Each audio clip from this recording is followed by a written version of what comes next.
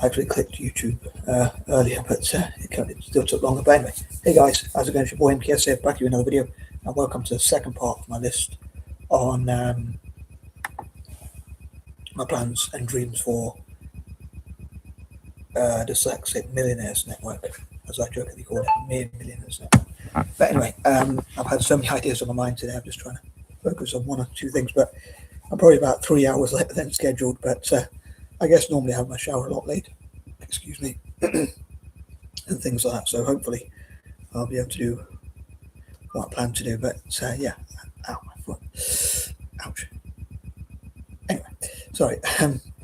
I realised I seem to have pins and needles. Am I right? I seemed to have had pins and needles, which are coming and going at the moment. But I hadn't heard before, but they just started. But anyway, my other foot, I noticed some of my toes were bleeding, so hopefully they'll recover by tomorrow. Sorry, nice life story. But yeah, these are pointers number 11 to 20. I'll try and get my brain to wake up. And what brain? But I guess ideas just come to me. I'm an ideas person, but I'm not very good at anything else, to be fair. I say I don't really have any skills or talents, but I do have ideas, creativity, and a vivid imagination. But having a good memory sometimes is not one of my fortes either. But I mean, sometimes I have an excellent long-term memory, but a really poor short-term memory, which is a bit annoying, forgetting things and whatever, especially plans or whatever. But and then remembering things I don't want to remember. I said recently, it's like Sod's law. Like things I want to forget, I remember. Things I want to remember, I forget. But anyway, sorry, I'm going to try and crack on to the point. So yeah, these are pointers number 11 to 20, and now I forgot what I was going to say again. But yeah, here you go. So number 11, I hope to change perceptions of dyslexia through this network. I just like I said with the Dyslexic Billionaires Network idea, I think people finding out, even just having a list of dyslexic billionaires, like if they were on Forbes, I might think of that one for Friday, like if I remember, but Forbes Friday and all that kind of thing, and how many dyslexics are on the Fortune 500 list and how many are on the Forbes list and things like that. But yeah, just having a list of dyslexic millionaires and triple billionaires respectively, especially the latter. Try to remember what I said in there. But anyway, especially the latter would be, I think, quite inspirational for dyslexic people. But I'd love to know what, from my fellow dyslexics, like what inspires you. So please share this with any dyslexics you know. And again, I hope to change perceptions. Did you know, for instance, that apparently 20% of dyslexic millionaires, 20% of self-made millionaires in the UK are dyslexic, and in America it's even higher, it's about 35%. Some people say in America they have better detection rates, or maybe they define dyslexia a bit differently, or maybe there are more people with dyslexia because like dyslexics can be quite adventurous and all that kind of thing, risk takers. Some of them are, or some of us are action takers, like myself, and things like that. And probably went exploring to America, places like Australia, America, places like that, maybe, especially America. And yeah, it's said to be higher. And again, people wonder if that's because there's more detection rates, like people knowing about dyslexia more, or whatever, for whatever reason. Anyway, it's almost double. At one point, they thought 40% of self-made millionaires in the UK are dyslexic, but I think they redid their research and unfortunately it's only 20%, which is still higher than the incidence in the wider population, which it's almost, I mean, it's about double. And in America, I think they say 20% of people have dyslexia, so it's almost double. But for some reason they say twice the amount of people have dyslexia in America. But so in a way, it shows that facts and stats, it depends how you look at them, because they have more self-made millionaires as a percentage who are dyslexic, but then they have a larger population, so it's actually not as good perhaps if you analyse the figures, but still pretty good for what's considered a disability, I guess. So we're pretty almost double represented in Britain, we're almost double represented, and in Britain, pretty much exactly double represented. Unfortunately, a lot of people in prison and stuff like that would have dyslexia as well, so there's a lot of people in prison who have dyslexia as well, unfortunately. But moving on, number 12, one of the things I was thinking of a few things that begin with M. I suppose money makers people in banking, business, and whatnot, entrepreneurs with dyslexia generally, people with a mere six figures and above, part joking, someone without having made a penny, pretty much. I can't really say much, but obviously I'm just joking, but kind of, sort of tongue in cheek. But I don't want to say someone's value is how much money they have, but it's just like a lot of things where people put dyslexic people down. It's like, if you don't do well at school, you won't get a job, you won't get money, you'll always be broke, and all this sort of stuff. So that's why, I suppose, I guess, fighting fire with fire, maybe not, but I'm just answering the same point that other people are making, which is like, you won't have money or whatever. But I hope that makes sense. But yeah, it'd be cool for, I think about where that begins with M, as well as motivation. That's one, Monday motivation for dyslexics. But another one is Monday morning motivation, it could be as well. But another one is mentorship, and I think that dyslexic millionaires and billionaires and entrepreneurs generally, those who've run business, especially for a long time, would be able to teach dyslexics much better than what we'd learn at school. In fact, what I've heard about the school system is, like they say, if you think about the school building, I've not noticed this myself, but some people say if you look at the school building, it is very much like a factory, and they reckon they are like sort of putting people up into a factory of making loyal, obedient, subservient workers and that kind of thing. I don't know if you'd agree with me or not. And some people might say, "Oh, you're just bitter because you didn't do well at school, or you haven't done well, or whatever." But I'm second guessing. Apparently, that's what some people say to others when they poo-poo the school systems. Excuse the expression, being very mature of me, but apparently it's designed to make loyal, obedient workers, so they don't want people to then have to invest or run their own businesses, become financially independent, become self-reliant or whatever, and that kind of thing. So people like Henry Ford and Andrew Dale Carnegie and people like that, apparently all these entrepreneurs, in fact, I'm sure there's lots of them, run the school system, possibly the Rothschilds, Rockefellers and people like that as well, DuPonts and whatnot, probably because, I mean, some people might say, where's your evidence in this? But quite a few people say it. I think they say even if you research it, you'll find that. And so I'd love for us to have our own independent schools, even like when dyslexic millionaires and billionaires and entrepreneurs generally and whatnot teach us, those with six figures salaries and above. And to be fair, I mean, that's kind of impressive in a way. I know money isn't everything, but it's kind of impressive to run a business like that, unless you were born into wealth.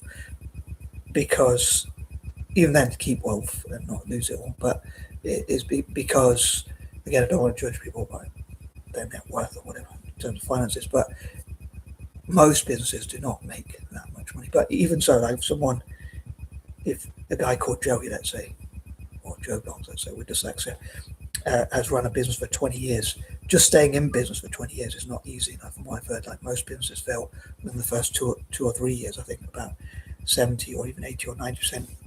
I think in America it's like as high as 90% fail in the first year or 2 or 3 years or whatever. And in Britain it's like 70%, so it's not quite as bad. But some people, like in academia, they'll say just if you plan it, it won't fail. But I think if you expect you're going to fail, anything else is a bonus. And if you put an amount of money you can afford to lose, I think that's worth it. But anyway, I wanted to say, all that point to say about mentoring. But yeah, I think we can learn a lot more from someone who's run a business for a long time rather than someone who's theoretical, which ironically I'm like, even though I'm not a big fan of academia. Got the worst of both worlds. But because I'm too theory based, I'm not very good at taking action. But at the same time, I'm not a big fan of academia as well. Normally it's academics or like that. Yes, I hope that makes sense. But yeah, I think schools like sort of dumb you down, but in a very clever way. And nowadays, with less employment around, it's much harder. And also, as if people with dyslexia and related conditions are going to struggle in a system that's not built for us, like it's trying to get square pegs in round holes or whatever, that kind of thing. So yeah, I think mentorship would be really good. Taking people on and mentoring them, like dyslexic millionaires and billionaires and whatnot, mentoring others. If I could somehow convince them, if I or others could convince them, I suppose organisations like Made by Dyslexia and maybe even Dyslexic Advantage and others that I have to mention might well say that's kind of what we do. But in terms of actual mentorship, actually getting young people, maybe either one-on-one or as a group, or in a safe environment hopefully, and teaching them how to run businesses and whatnot, want to take on a real challenge, like teach someone as stupid as me. But on that note, self-deprecating humor points of view or whatever. Sadly, I'm not completely joking, but anyway, moving on. Number 13, I think of my fears, like my fears about not getting off the ground, i.e. not getting things started, obviously, and that kind of thing. What if it's not as easy as I think? What about unforeseen challenges and obstacles and that kind of thing? How do we protect against the downside? What if I never get off the ground? What if I never get my ideas off the ground and that kind of thing?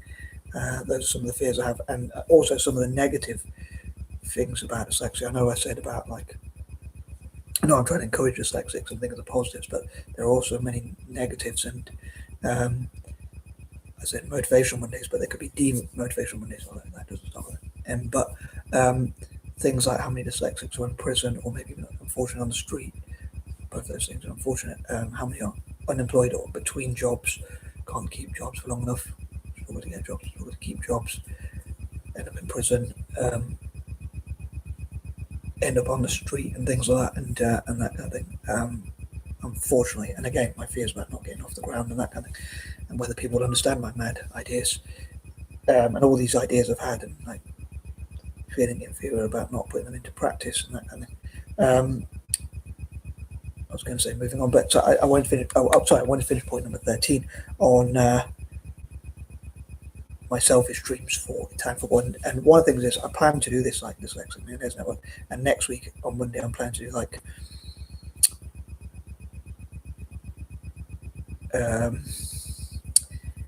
like Dyslexic Motivational Mondays or Dyslexic Mondays again, like I've talked about in the past, but things that begin with them, like I say, like motivation, without giving too much away. But yeah, things like that, movies, music, all that kind of thing. Dyslexic producers and directors. I've been thinking about things like that. And on that note, I guess I'm thinking about business and entrepreneurship, but actually not all millionaires are made specifically from running their own business. Well, I suppose it kind of is. Like, I would say like it is a movie industry after all, or music industry or whatever. So they're kind of entrepreneurial in a way, but a musician might not, or a sports star might not necessarily be motivational.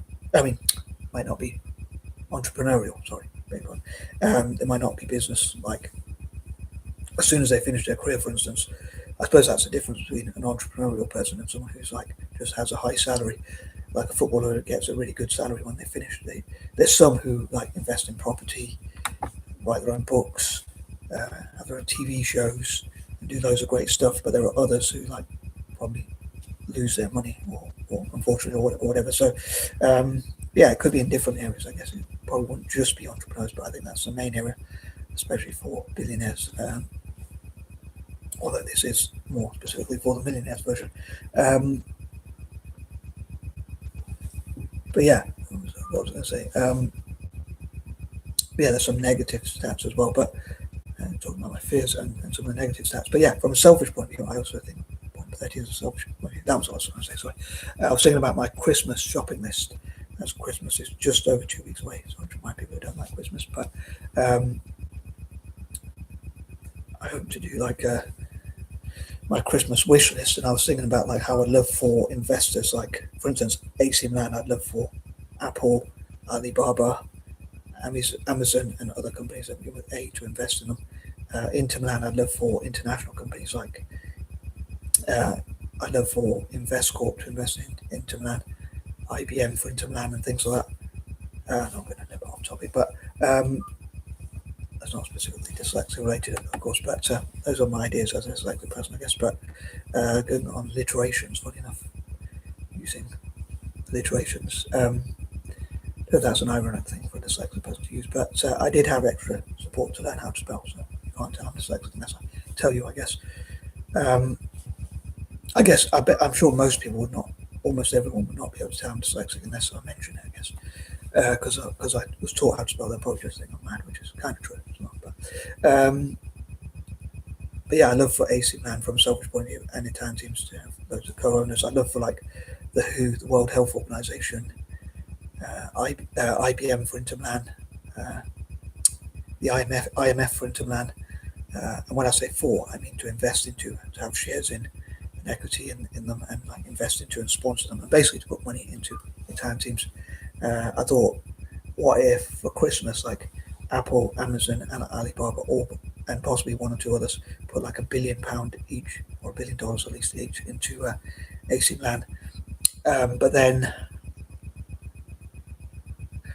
I guess FIFA and UEFA has financial fair play rules and things like that. But I wish there was a way. Maybe they could talk with FIFA and UEFA and find a legal loophole or way they could do it, as long as it's legal. I don't encourage, as I say, I don't encourage anything illegal. And those are some of the challenges dyslexics face in terms of, going back to the dyslexia thing. But yeah, I like to think that's my quirky dyslexic. As I say, I wonder how much of it is my madness that creates my creativity. Like there's a method to the madness, and how much of it is my dyslexia. But yeah, I was saying, because I've got that plan for next week. I'm hopefully in that video or in those series of videos next week, all being well, I might mention some of those points about repeating some of those dreams about. But yeah, I love for the World Health Organization to talk about football, health through football, and work with FIFA and UEFA, and also with Inter Milan, having shares and equity in Inter Milan, and struggle work with them on helping to fundraise, getting more people in Milan to get into football and exercise and that kind of thing. And again, Apple, Amazon, and Alibaba, and other companies that begin with A to invest, generally speaking, in AC Milan. But I said, like, if they could give $1 billion each, if I'm really dreaming, like a dream Christmas shopping list. But then again, that's a selfish one. Again, you could call it first world, as I put it, first world problem or whatever, or first world dream or whatever. If it doesn't happen, it'll be a first world problem, a first world solution, I guess. But maybe even if they donated like 1% of, or if I'm really dreaming like 10%, it would actually be much more than $1 billion. I think Apple has like I think it's 2 or 3 trillion. So 1% would be about 10 billion, I think, or 20 billion, or 30 billion, or something like that. Similar for Amazon and Alibaba is probably not far off that much, but yeah, I think it'd be pretty cool. AC Milan bringing in so many great players. I'm sure it'd be good for FIFA and UEFA, because imagine how much money would be in football. But yeah, as long as they do it legally. But anyway, I could talk about those about that, but I'm going to move on, and hopefully I'll cover that next Monday, because I suppose I want it to be like on a Monday for like Mondays, or Wednesday for like helping Italian teams like AC Milan to be world class, similar with Inter Milan, Monza and Roma, and that kind of thing. So yeah, AC Monza, Inter Milan, and AC Milan and Roma. Yeah, hopefully dyslexic millionaires and billionaires will help with that kind of thing as well. And number 14, I'll say there's many dyslexics, unfortunately, in prison. I'm sure there are many unemployed, underemployed, between jobs, struggling to keep jobs, struggling to get jobs, struggling to keep jobs, struggling to get jobs in the first place, of course, struggling to keep jobs and then prison, all that. I think, but hopefully this group, I'd love for it to get up and running, and become a brand and be worth billions, and help as many dyslexics as possible, including dyslexic millionaires, but even people who are less well off as well, dyslexics more generally, and I'd love for it to benefit the world somehow, and see how dyslexic problem solving can benefit the world, and including helping dyslexics, like I say, going into, I talked about mentorship, but going into schools. I know with my pronunciation difficulties, that is mentorship, not mentorship. And I have that lame joke about a mentorship is where I'd be on problem. Anyway, going into prisons and schools, I know that kind of already happens. I've seen some programs or shows or things like that, where that kind of thing happens, but I'd love it to be extended to help more disadvantaged people, disadvantaged dyslexics, i.e. from lower socio-economic backgrounds or whatnot. That would be a bit of a mouthful for me, but yeah, I dream that will solve problems together, including dyslexic, unemployment, dyslexics in prison, dyslexics breaking the law. I'd love to discourage that sort of thing and encourage dyslexics instead to do everything legally. Rather controversially, I often say, like, I'd love to discourage us from joining militaries, gangs, terrorism, or anything that's violent and less in self-defense, and or anything that's illegal, law breaking or things like that. And also I prefer not to smoke, drink alcohol, or take drugs or things like that as well. personally. But anyway, those are my personal views. But on that note, moving on, number 15, I say I hope it can help dyslexics generally with that, with our ambitions.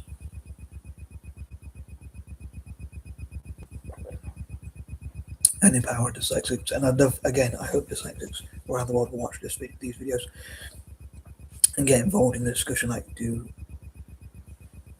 dyslexic millionaires and trickle billionaires and trickle famous dyslexics motivate you? What dyslexics motivate you? Maybe even someone who you know who's dyslexic has done well, who you can relate to. But I guess if dyslexics like mentored each other again and had networks where you got to meet each other and support each other,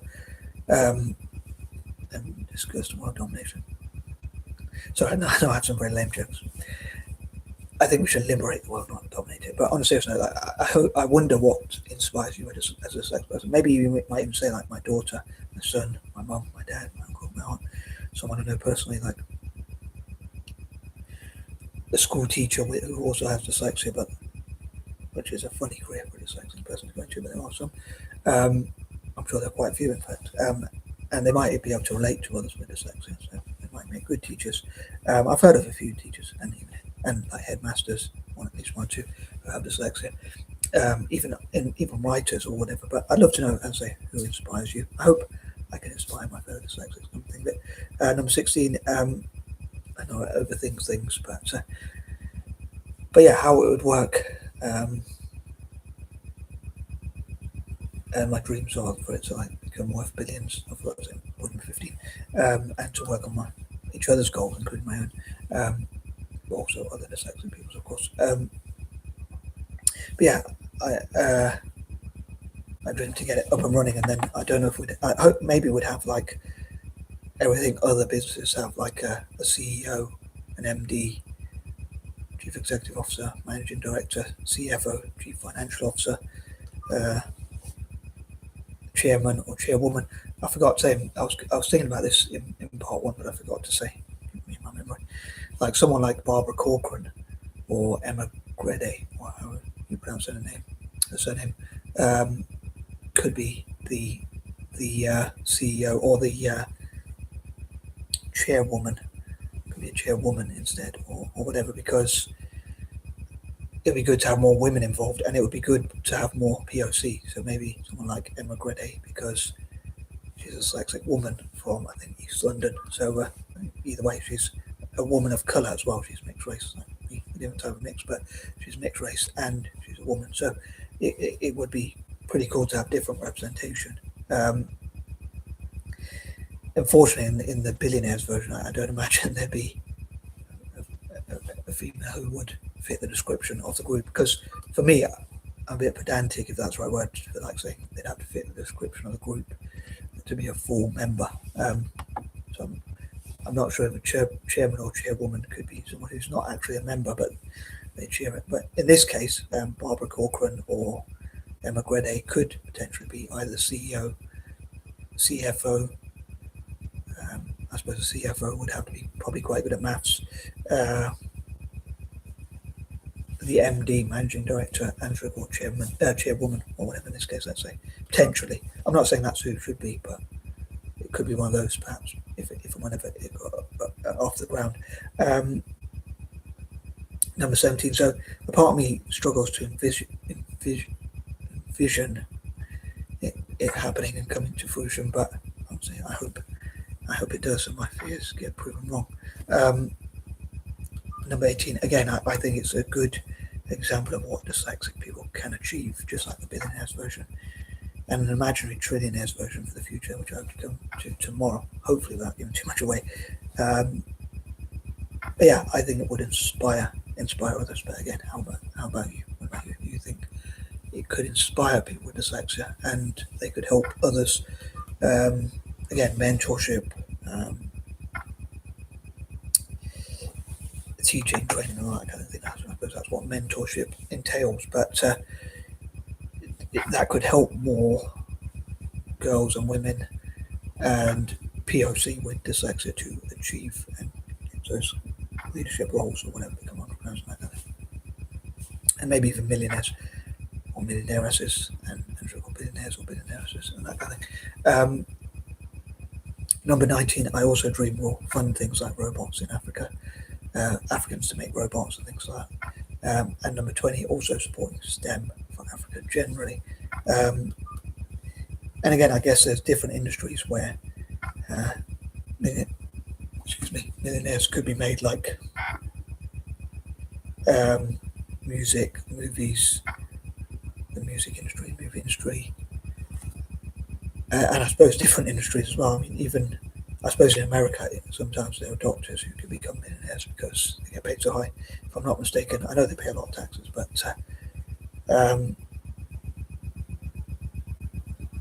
I'd love for this group, if you like, I like to call it group, network, cooperative, think tank, or whatever you want to call it, to be tax exempt and even to be able to monopolise, as I talked about in part one. But yeah, I'm going to wrap this up.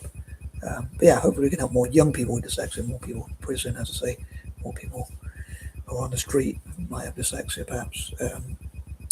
People who can't get jobs, people who struggle to keep jobs again, people in prison, people on the street, and in all sorts of different situations, so that we can help them to pull them up on their bootstraps or whatever the saying is, and help them to become the best versions of themselves. I find that a bit corny, but I think it's a pretty good saying in a way. But anyway, I'm out, and peace and love.